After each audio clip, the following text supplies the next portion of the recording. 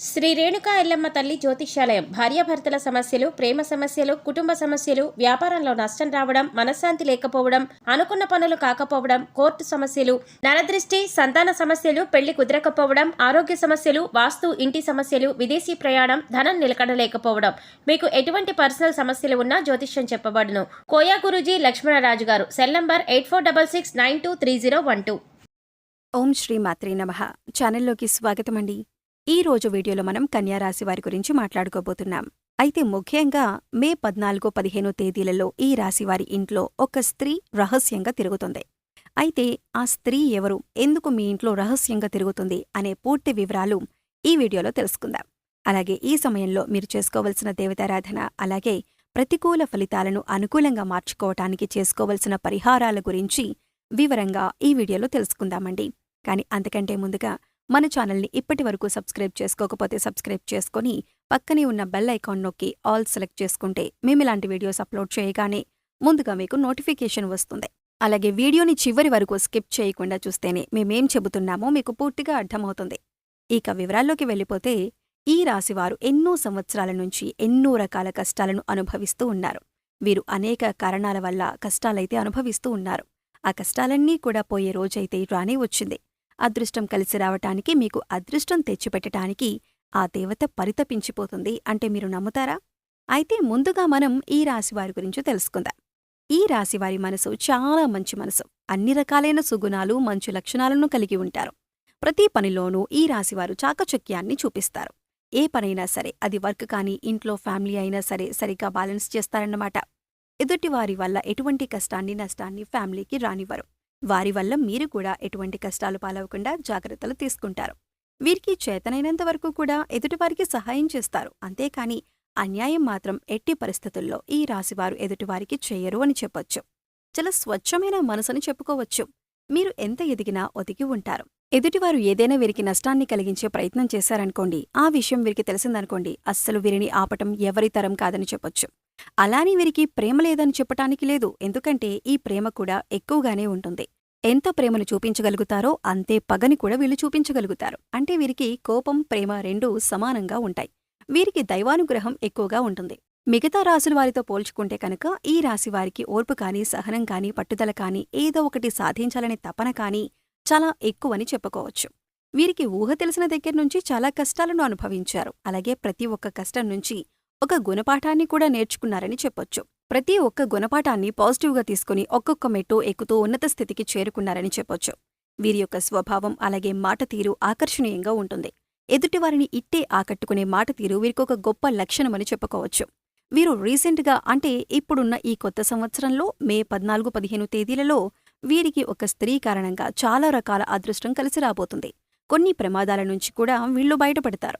వ్యాపారపరంగా వచ్చే నష్టాల నుంచి కానీ, వాహనాల పరంగా కానీ చూసుకున్నట్లయితే, వృత్తి ఉద్యోగపరంగా చూసుకున్నా కొన్ని నష్టాలు మీరైతే పొందుతారని చెప్పొచ్చు. ఆ నష్టం అనేది గడపదాకా రాకుండా వెళ్ళిపోతుంది. ఇక దానికి కారణమేంటి అని చూసినట్లయితే కనుక కేవలం ఒక స్త్రీ అని చెప్పుకోవచ్చు. కొన్ని సందర్భాలలో అది చిన్న విషయమైనా కానివ్వండి, పెద్ద విషయమైనా కానివ్వండి, కొన్ని అసలు సంబంధం లేని విషయాల్లో మీకు కష్టాలు వచ్చి పడుతూ ఉంటాయి. అయితే ఇప్పటివరకు మీకు కష్టాలు రాలేదు కాబట్టి సరిపోయింది. ఒక్కవేళ వచ్చి ఉంటే కనుక గుక్క తిప్పుకోలేరంటారు గదా, అటువంటి కష్టాలు పడవలసిన పరిస్థితులు ఎదురవుతాయి. అయితే ఇప్పుడు ఆ యొక్క స్త్రీ మిమ్మల్ని అటువంటి కష్టాల నుంచి తప్పించిందని చెప్పుకోవచ్చు. ఎంతో నష్టపోవలసిన పరిస్థితి, కానీ ఆ దేవత మీరు బయటికి వెళ్ళినా, మీరు ఇంట్లో ఉన్నా కూడా ఆ దేవత మిమ్మల్ని వదలకుండా పట్టుకుని తిరుగుతూ ఉంటుంది. ఇంతకీ ఆ దేవత ఎవరు అని మీరు అనుకుంటున్నారా? ఆ దేవత ఎవరో తెలిస్తే నిజంగా ఈ రాశివారు ఆశ్చర్యపోతారు, కంటతడి పెట్టుకుంటారు. ఎందుకంటే ఇలా చెప్పాల్సి వస్తుందంటే ఆ దేవతని మీరు మర్చిపోకూడదు. మీరు మరిచినా కాని ఆ దేవత మిమ్మల్ని వదిలిపెట్టకుండా మీ వెన్నంటే ఉండి మీ ఇంట్లో తిరుగుతూ మిమ్మల్ని కాపాడుకుంటుంది. ఇంతకీ ఆ దేవతెవరు, మీకు ఏ రకంగా సహాయపడుతుంది అని చూసినట్లయితే ఆ దేవత మీ కులదేవత.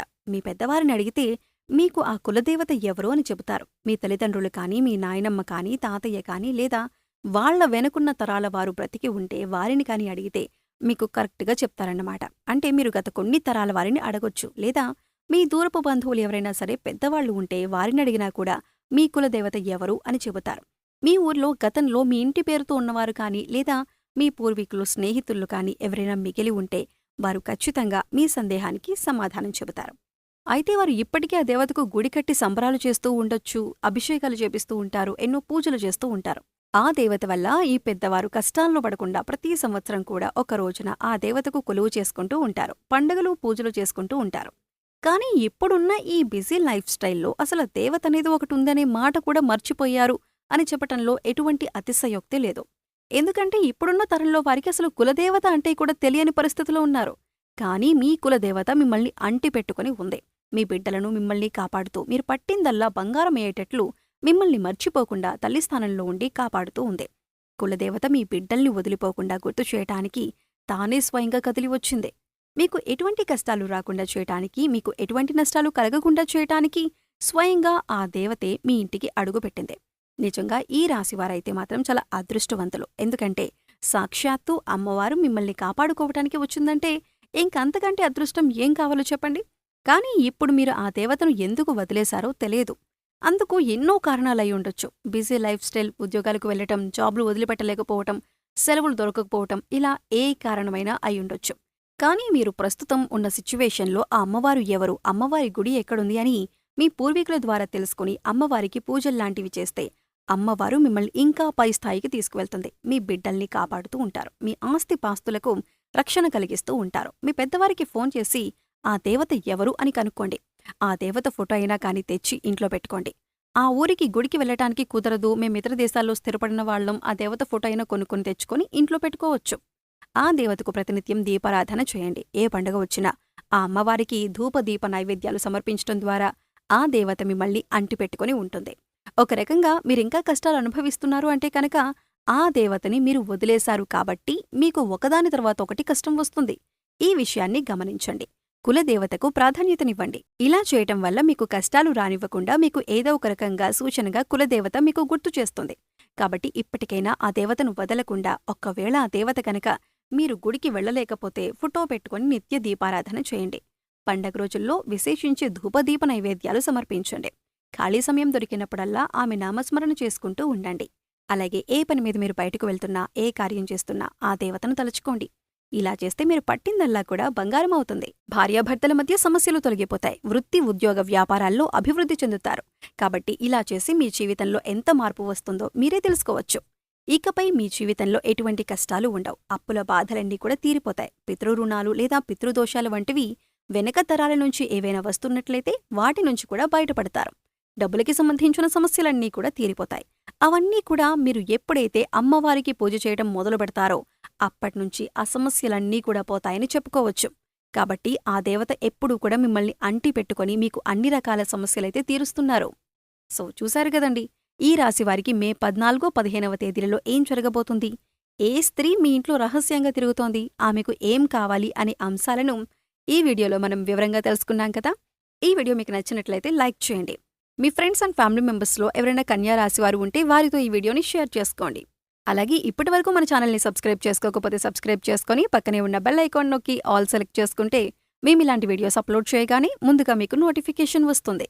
మరో చక్కటి వీడియోతో మళ్ళీ కలుద్దామండి. ఓం శ్రీ మాత్రే నమః.